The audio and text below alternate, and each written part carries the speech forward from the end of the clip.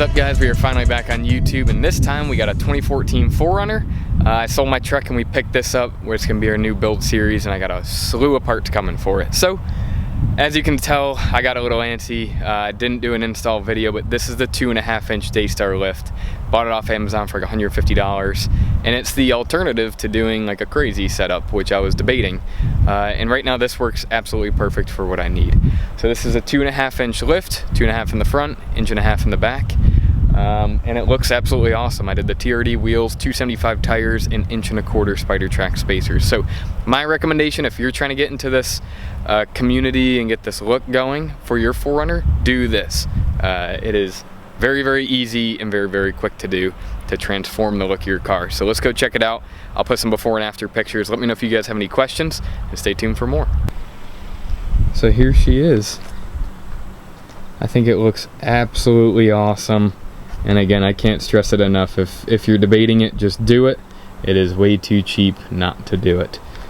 So this is a true, as it's advertised, 2.5-inch lift up front, 1.5 inches in the back. I did before and after measurements, and it's dead on the money.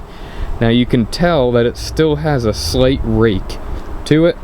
I was a little disappointed in the beginning, but then I kind of learned to like it, because when you load the car up with people or you tow just a little bit, it levels out absolutely perfect. So it's not too much of a rake like it was from the factory. Now, when I first had this wheel and tire setup, I had it on when it was just factory. No spacers, no lift, and it wasn't rubbing at all, but everyone was telling me I would have this problem. So the second I put the spacers on, I had to notch out part of this mud flap, and then I ended up doing a body mount chop.